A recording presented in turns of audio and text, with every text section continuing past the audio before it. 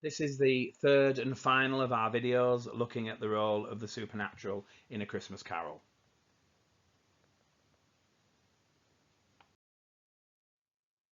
In the previous two videos, we looked at the overview, we looked at the big ideas that you can bring into virtually any question that you're asked on the supernatural, or in fact, anything at all in the novella.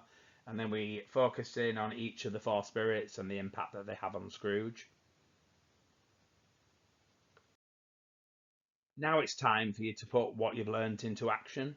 So you will see on the screen there is an example question paper. This is exactly the format a question will take. There'll be an extract from anywhere in the novella, and then you'll be asked a question which will first of all ask you to focus on the extract and then ask you to broaden out your discussion with whatever theme is identified, but talking about it in the rest of the novella as well, not just the information in the extract. And the expectation is that you would cover a similar number of points from the rest of the novel as are covered in the actual extract that you were given as well.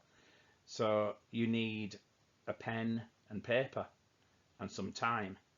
So what I would like you to do in a moment is to pause this video and read through the question. You can see it's from the visit of the Ghost of Christmas Present, which is in stave 3. So it's right bang in the middle of the novella.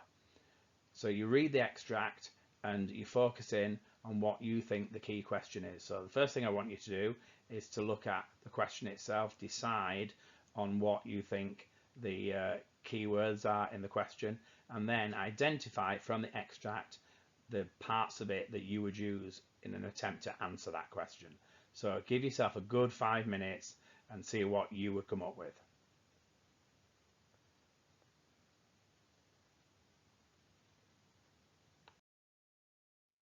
So unsurprisingly, I've highlighted the phrase impact of the supernatural.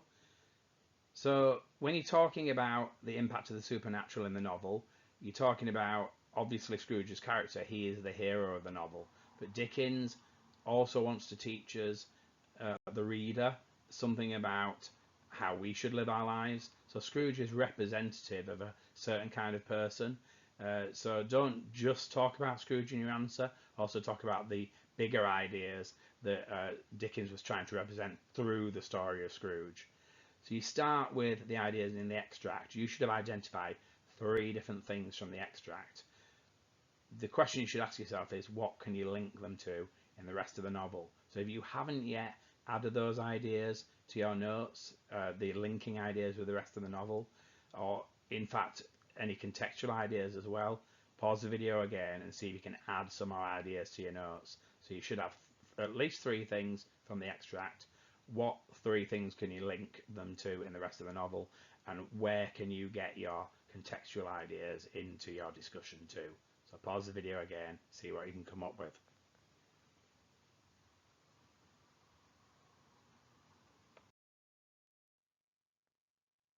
Okay, so I've identified and grouped evidence from the extract into 3 key areas here.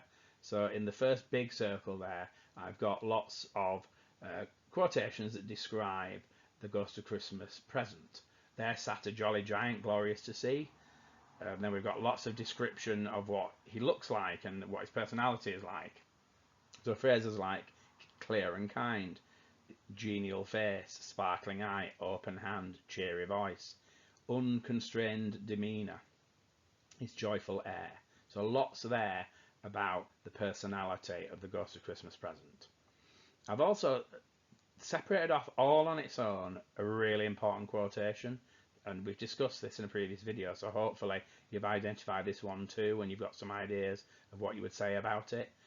And it's glowing torch in a shape not unlike Plenty's horn. So what did we say about Plenty's horn? What did we say that you could discuss if you're using that piece of evidence? And then the final group I picked is about Scrooge himself. So we've got to shed its light on Scrooge. Scrooge entered timidly and hung his head before the spirit. Scrooge reverently did so. So all those quotations are about the impact on Scrooge.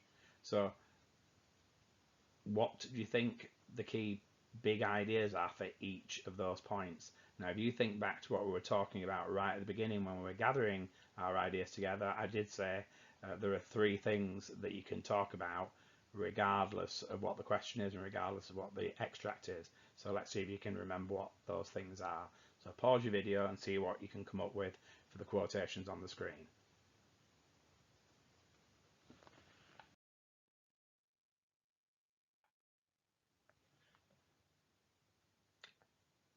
I'm sure it won't be a surprise for you to see the 3 different points there in blue. They're the 3 points that we talked about right at the beginning of the first video on this theme. And these are the things that you come back to again and again and again, whatever the extract is.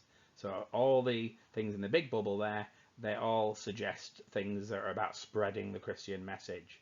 And if you don't think they're anything to do with the Christian message, look at all the positive words. We've got semantic field of words that suggest that this spirit represents all that's good about being a good Christian. So we've got a genial, which means friendly. We've got a reference to sparkling, which I already talked about, light, clear and kind as well. Almost very transparent, nothing hidden about this spirit at all. He's jolly, he's happy, glorious to see. The word glorious makes you think of God.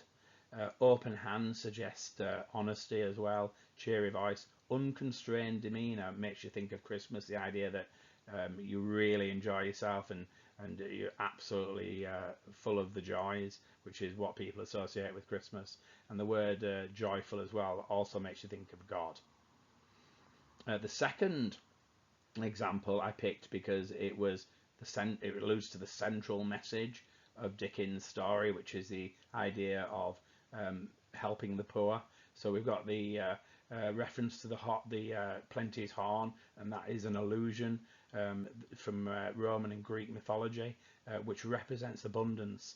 And don't forget, at the time this novella was written, thousands of people, hundreds of thousands of people had swarmed to London, and there was so much poverty because of overpopulation. People were being paid very poor wages, so even people who were working didn't have much, and it meant lots of people ended up with no income at all and ended up in workhouses in awful conditions. And that was something that played on Dickens' mind a great deal, and he felt it was about greed, that the people at the top weren't sharing their wealth enough, and that it was important to give to charity and to look after people who had less. And that's what Plenty's horn represents, the idea that there was an abundance, that no one should go hungry. So there's lots you can bring in both those points that's contextual as well. So that's your assessment objective 3, and you need to get those ideas in when you discuss these language points. So when you talk about the spirit in the first point about spreading the Christian message, talk about most people being Christian, and obviously the novella itself represents Christianity. When you talk about Plenty's horn, talk about the message at the time and link it to the poverty that was caused by the Industrial Revolution and overpopulation and poor wages and people living on the streets. Similar to point 1 is the change in Scrooge. So one of the, Scrooge represents the greedy people that Dickens wanted to highlight in his own society, and he's presented as one example of that kind of person, but it's a positive example because ultimately Scrooge is brought to redemption. So we've got this detail here in the visit of the second spirit, where the light is being shed on Scrooge, which showing that he's being shown the Christian way. And already some of the language that is used to describe Scrooge's demeanour shows the effect, the impact that the visit of the spirits is having on Scrooge. So we've got the adverb timidly, and we've got the adverb reverently. Both of them suggest that change in Scrooge. So timid suggests shy, reverently suggests that he treats the spirit with respect. We've also got the idiom there, hung his head before the spirit, suggesting that he's ashamed of the way he lives. So again, that you can link contextual ideas in with that, because it links with Christian belief in redemption and the idea of being able to turn your life around and save yourself. So hopefully you came up with some of those ideas, but as I've said in previous videos, if you can remember those 3 key points and link whatever is in front of you to those points and linking the contextual ideas, you are, quite a far way to getting a really good response.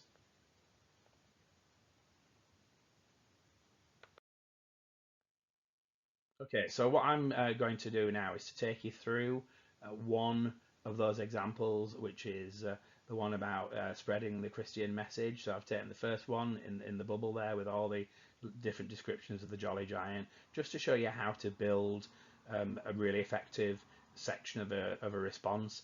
What I would like you to do in your own time is to follow this example and then see if you can apply the same approach to the other two examples that were identified on the previous slide. So my point here is that I want to explain the central purpose about the impact of the supernatural is to get across Christ's message. So Dickens demonstrates to his largely Christian readership that kindness and compassion lie at the heart of Christ's message in the language he uses to describe the impactful and imposing presence of the ghost of Christmas present, a jolly giant glorious to see. Now, I've deliberately tried to write in a way where I'm hitting as many of the assessment objectives as I can as quickly as possible. You will notice I've highlighted in green any ideas to do with context. So I've pointed out that most people reading the novella were Christians, and I've also mentioned Christ's message. Both of those are contextual ideas, that's why they're in green. The evidence I presented, I've put in red. The blue is my point, so I've got quite a high level point there, that the impact of the Spirit is to spread the Christian message. So it's really important that you try and write in a style where you're saying as much as possible using as fewer words as possible. If you can master that, you can show the examiner that you can cover quite a lot of content in quite a quick response. So that's the first part of my response. Okay, so in my example, I've already focused on assessment objective 1. I've given my big ideas and I've quoted the evidence to support those ideas. I then need to explore the ideas further to pick up my assessment objective 2 marks. Now, you don't feel that you have to separate all the different assessment objectives off. You can actually analyze and have ideas as you go along. It doesn't have to be all in separate sentences. So you will notice that I do have some references to context already, and I do have some analysis later on. It's not all completely separate. In fact, it's much, much better if you can show that you can link all these assessment objective aspects together, because it gives a much more coherent style of writing. So I've gone on to look at some of the examples in the circle there of the way the Spirit is described to show that I understand the writer's methods. So first thing I've done is to pick up on the word giant, because the size of the Spirit I think is important, because this is Christmas present, so the Spirit should be big because that is the actual day. So the Spirit is a giant because it symbolizes and embodies how central and important the virtues the Spirit demonstrates are for a good Christian, most especially at Christmas time. So it's absolutely important that it is a giant, because it literally is gigantic, because those things are so important. Notice I've used the word symbolizes there, and I've highlighted in brown, as I have with other words, to show the words that I'm using that are technical vocabulary to do with writer's craft. The second part of my sentence is zooming in on the positive vocabulary that's used to describe the Spirit, and then I've contrasted it with an example from stave 1 that shows that Scrooge is the opposite. So this is reinforced by the semantic field, again technical vocabulary, of positive emotive adjectives, and I've listed them: sparkling, jolly, genial, cheery and joyful, which emphasize qualities of personality, which, as has already been demonstrated in the similes used to describe him in stave 1, the emotionally cold, as hard and sharp as flint, Scrooge does not possess. So it's obvious from the way I've embedded that quotation and talked about him being emotionally cold, I understand how that simile works and what it shows about Scrooge. So this is an example of how you can really pack quite a lot into your writing if you can write in a style that's very concise and there's no extra bits, and you don't have big sentence openers to introduce your ideas that don't really pick you up any marks. Just get to the point.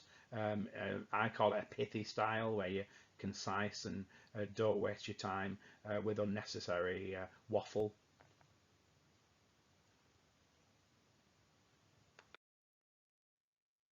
The final thing I want to do is, even though I've touched on some contextual ideas with reference to the Christian readership in the first sentence, I felt there was a room to develop that a little bit further. So I've been quite explicit here in my final part of this example paragraph. So this is particularly important in Dickens' world. So I've specifically talked about the Industrial Revolution, where the Industrial Revolution has created an enormous wealth gap, and some of the very wealthy were doing nothing to help those in desperate need. And I think if you show that kind of specific knowledge, it will push your Assessment Objective 3 contextual mark up higher. I've also picked up on the reference to light to link it in with another example from somewhere else. And I've chosen Fezziwig because we've got the light mentioned from the Spirit, which also makes you think of the light that's mentioned with other people who are good Christians in the novella. So you can link that in. I think that's important, because my point is that the Spirit is used to spread the Christian message. So I think that does it pretty well. The adjective sparkling also echoes references to light, which I use symbolically to single out those excellent Christians like Fezziwig, who has a positive light which issues from his calves, and identifies them clearly with Jesus, who declares himself the light of the world in John's Gospel. So the level of contextual detail there would attract a very high mark for context. So hopefully that gives you a good idea of all the different elements and how you can combine them to produce quite a lengthy but very concise writing style. So what I'd like you to do now is just to have a look at that and just take note of the different elements. You can see in the color coding, you might want to use it as an example. So if you can, take a screenshot and annotate it to help you, and if you think that will help, by all means do that. But the color coding is quite straightforward. So anything in blue are the big ideas that answer the question. Any evidence is in red. The green sections are contextual ideas, and anything in brown is reference to writer's craft, technical vocabulary.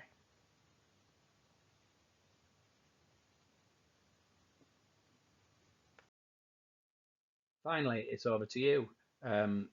We've already looked at the example there on the screen in front of you. What I would like you to do now is to look at the 2 remaining slides and see what ideas you can come up with for those. So I'm not going to be here to hold your hand through this though. It's a matter of looking at what you've come up with, show it your teacher. If you have had a go at these, I'm sure your teacher will be happy to have a look over and see if you're writing in the style that's going to get you a good mark in the exam. So these are the 2 remaining ones to look at. If you're unsure, you might want to have a go at one of them and get some feedback. But everything on the page is there for you. You just need to add the bones to it and see if you can produce the same style as the example. So the bits in blue are your big ideas. So the first big idea is to reinforce the message that no one should go hungry. Then we've got our example there in the circle, and the bits in red are the writer's methods that are used in that example. How can you combine all those ideas to make your point effectively? What contextual ideas can you link in? Now that one is about the fact that there should be enough food for everyone. So I'm sure we've said enough already to help you to bring in some strong contextual ideas into that particular paragraph. And then the final example there is to change Scrooge and bring him to redemption. So that's the big idea. Redemption is actually saving his soul and making sure that he doesn't go to hell. And then we've got the references there to light, and we've got a couple of examples that show the emotional impact on Scrooge. And in red, we've got the techniques that I use. So we've got the adverbs that show how Scrooge has changed, and the symbolism to do with light. So please do have a go at these examples. Get your teacher to have a look at your work, and good luck with your preparations for the exam.